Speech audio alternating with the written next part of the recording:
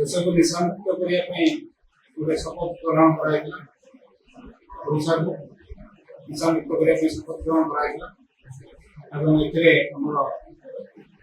कोड़िया अंचल समस्त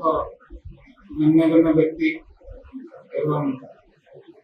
बुद्धिजीवी मैंने अंशग्रहण करते समस्ते शपथ ग्रहण करते ओडिशा को निशामुक्त करेंगे एवं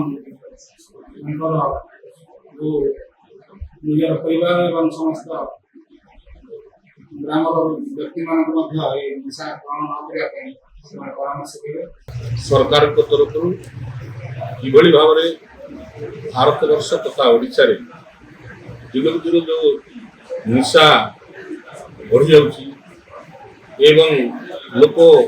बहुत मन हतसंत होती अनेक परिवार बर्तमान नष्ट है तेणुक किभली भाव में निशा मुक्त हो पार से पुलिस तरफ ये आज कार्यक्रम कराई सरपंच समिति मेंबर एवं गण्यमान्य व्यक्ति चामराम कमार सब ये बुद्धिजीवी समस्त जोग समस्त मत पोषण करते निशामुक्त किभली भाव में हो पार से समस्ते सहयोग करेंगे पुलिस को एवं अंचल सचेतनता एवं मो सरकार माध्यम किभली भाव में पुलिस एवं पब्लिक माने संबंधटा दृढ़ित हो पार एवं अति माने सुगम हो पार उभयर भितर से